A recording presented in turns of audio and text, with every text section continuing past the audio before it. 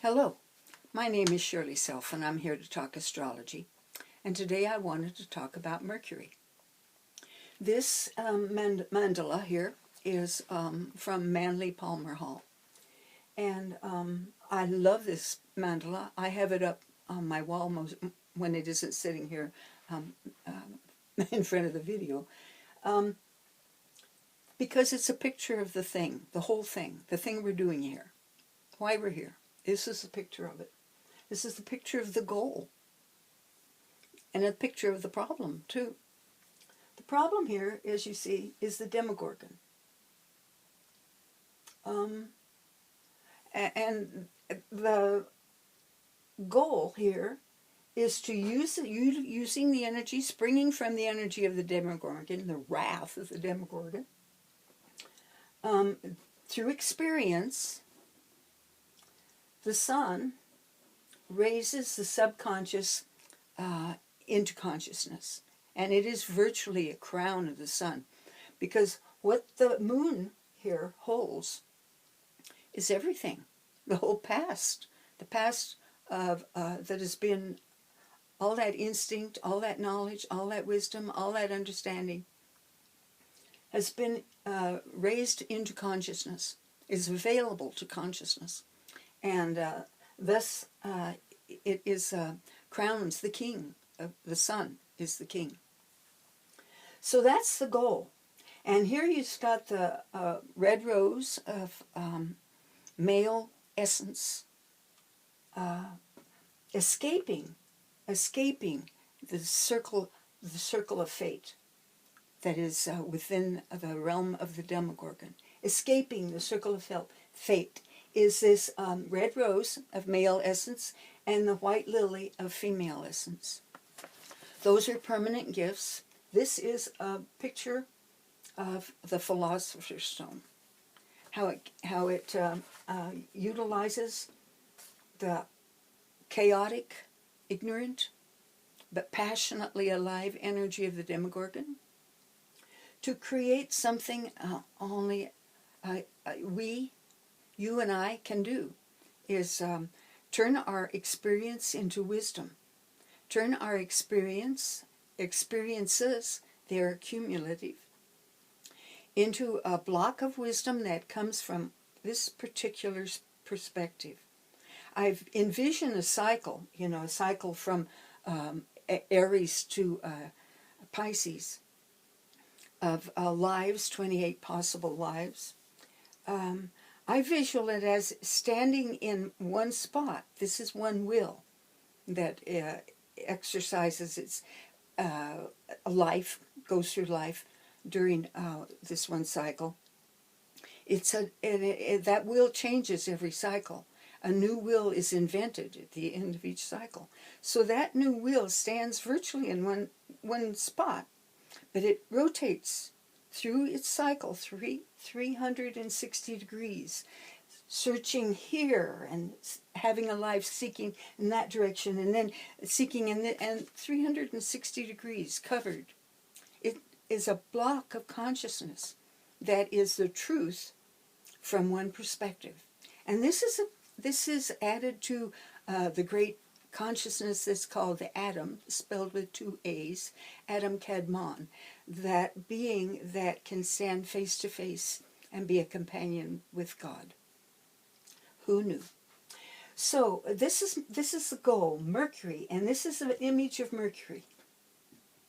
Now, what's happened through life is that, okay, let's talk about this guy. This is experience. And this is the axis Saturn trine Jupiter. And this is the axis Venus trine Mars. And this is the axis that makes the world go round, desire.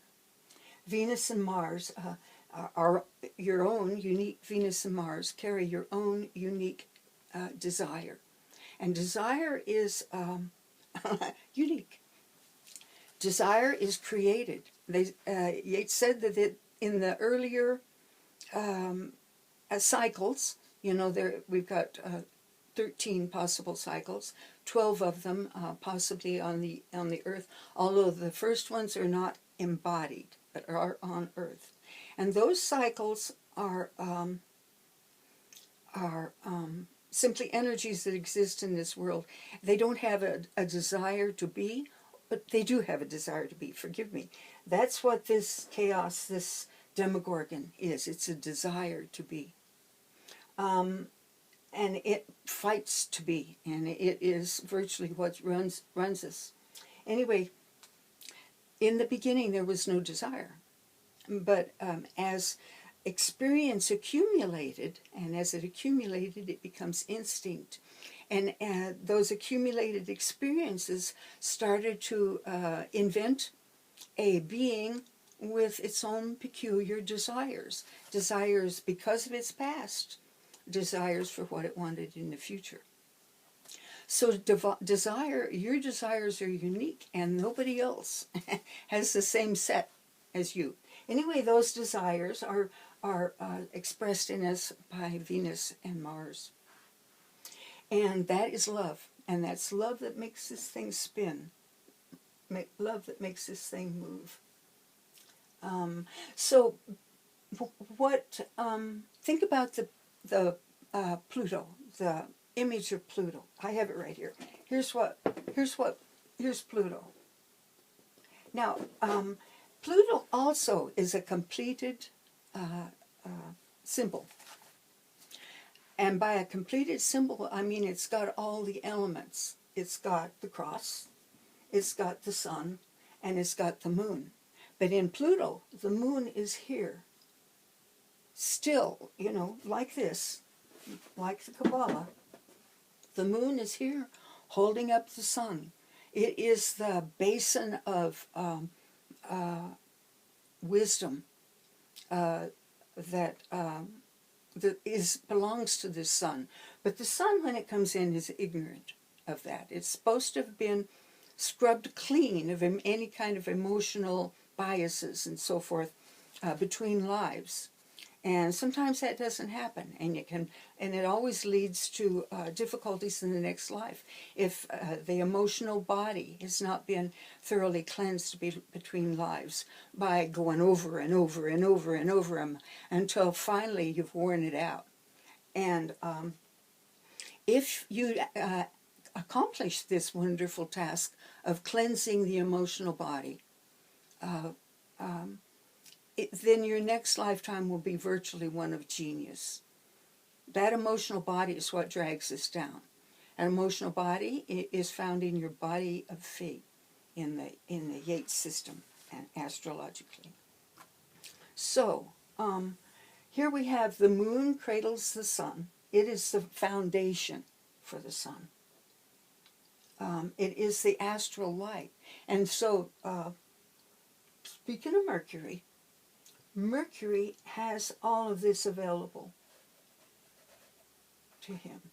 Mercury is at the bottom of the pillar of severity. Now this is the pillar of mercy, and this is the pillar of severity, and this is water. This symbol is water, and anytime you see water, it means consciousness. This symbol is fire. The two basic units that come together and make earth and air. It's chemistry. So, let me have a sip of water.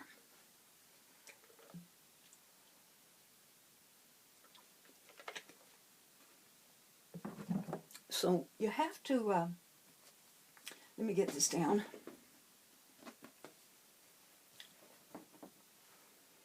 Now, Mercury, the source of Mercury is when coming into this, okay, I'm putting it back up again. Coming into this life, we are virtually split into two. And so that's why the pillar of return goes around this central pillar. I think is Ida, Pingala, Shushumna. Those are the forces that run in your body. So, Mercury. What did I say? Oh, when you come into reality, this is added to you. And this is virtually where you land. I don't know how to explain that very well. I'm sorry about that. But the problem with being split in two, well, what happens when you split something in two is it generates an energy between them. 2 is an unstable number. Now in numerology, the first stable number that can be considered a number is 3, because number 1 is impossible. Think about it. Number 2 is unstable. And Mercury is that energy that was generated when the energies split in 2, divided themselves up. So now they've got this energy that runs between them. It's like, you've got the right hemisphere, which is the subconscious, lunar subconscious hemisphere. Left hemisphere, which is logos, the solar hemisphere. And you've got Mercury that builds the corpus callosum.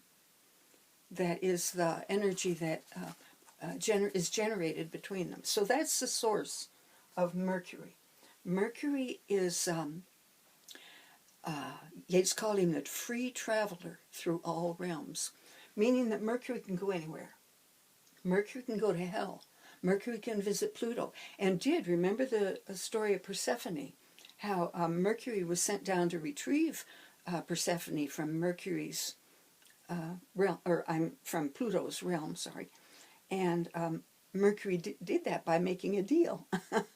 If you remember correctly, the deal was made that Persephone would come back for half the year and be with Pluto for half the year. So, and that's what Mercury does. Mercury travels around, communicates with everything, communicates with reality, communicates with yourself. That's my favorite communication. I am one of those self-centered people who likes to sit alone and gaze at my navel, so to speak. So Mercury, your Mercury is really important. Remember, all the TV I've seen, yet when people are brain dead, they're considered gone.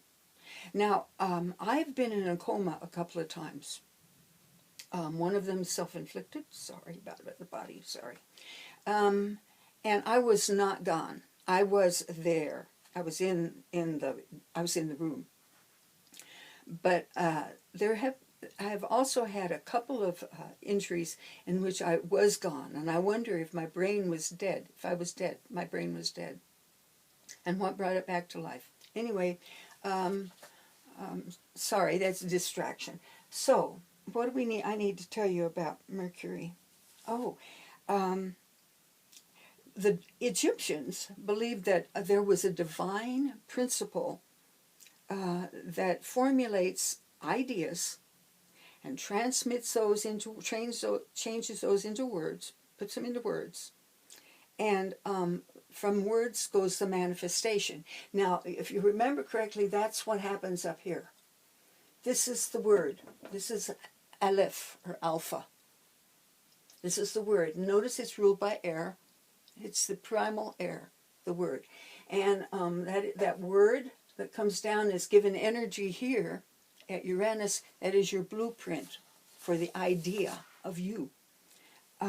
So Mercury is, that's God's mind that is doing that. Or actually it's the mind that is becoming the Philosopher's Stone from the previous cycle.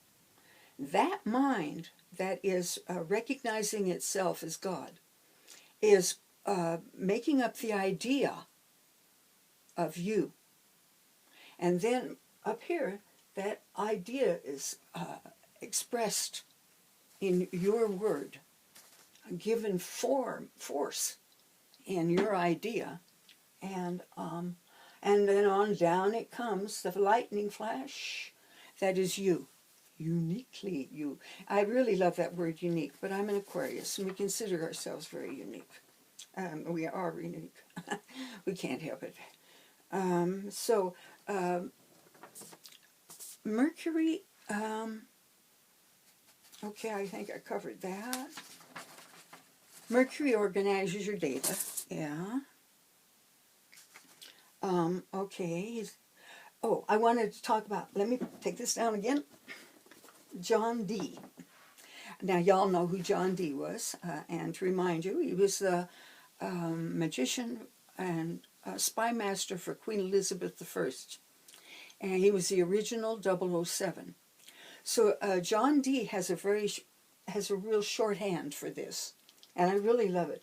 What he's done is he just got the picture Mercury. And he's put Aries right here. Aries. Which is, you know, you think about Aries. Aries is ruled by Mars. All Aries wants to do is survive at its most basic. So putting that Aries there, he indicated the wrath of God. Aries ruled by Mars. My Mars is in Aries, and I can attest to that wrath. And a few times that has taken hold of me, and I have been incapable of stopping it. Incapable. It is so very, very strong. It's fortified by Pluto. It's chastised by Saturn, all in Aries. So, Mercury is ambivalent. Mercury is neither, it's neither male nor female. Remember, it's the jump between male and female. It's the communication between male and female. So it works for both sides. And it is non-judgmental. I mean, that's serious. If you really want to kill that whatever it is, Mercury will help you figure it out. I mean, it is non-judgmental. It is the moon and Venus and Jupiter that are judgmental. Its only guide, truly, the only guide for your Mercury that is that can really help it to focus is love. That's it. It has to be guided from here. It has to be guided from here. The emotions can overwhelm Mercury and lead it to wrong decisions, wrong actions. So let's see what else I want to talk about. Mercury, the trickster. Okay, Mercury and the Sun. Now, in your horoscope, where is your Mercury in relationship to your Sun? Mercury can get 28 degrees from the Sun. And Mercury that's 28 degrees from the Sun is has the best chance of being objective. Actually be able to see not only the rest of the world, I mean, considering whatever aspects it's got to it, but being able to see itself. Being able to analyze its own actions and to see its own behavior. The closer you get to that Sun, now when you hit 17 degrees, you start to be what they call under the sunbeams. That, 34 degrees around that the Sun is in the center of, is called under the sunbeams. And it means it's very subject to ego. And the closer you get to the Sun, the worse this gets. Within 3 degrees of the Sun, the Mercury is totally controlled by the ego and is incapable of, it's stubborn, it's kind of tends to be unchangeable. This is the worst if it's following the Sun. This is, it's very difficult to get away from ego notions. It's, you might say, an egotistic Mercury, and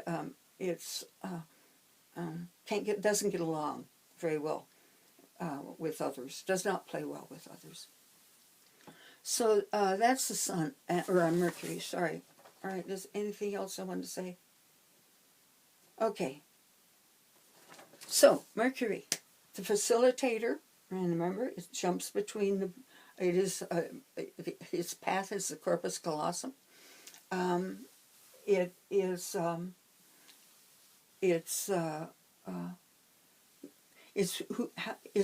the way you unite. It's the way you unite with God. You go into this moon here, okay, let's talk about magic. Magic is, I have some more notes here on magic. Oh, here it is. Magic. Okay, words of power are powered by passion. Passion. and emotion. Emotion, remember, passion comes from emotion, but Venus has desires, and so those passions can be directed by a desire, and that is the triangle of magic. You've got your moon, you've got your full moon or your new moon, and you've got your words of power, and you've got the passion behind them, and in sacred space, you can make things happen. So, and Mercury, the more it visits the subconscious, the more it knows. If it resides in the subconscious, that's not particularly good, because it needs to be on with it.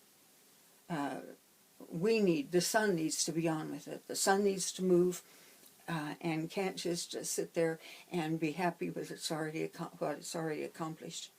Anyway, that's Mercury, and that is my favorite picture of Mercury, and that is the goal.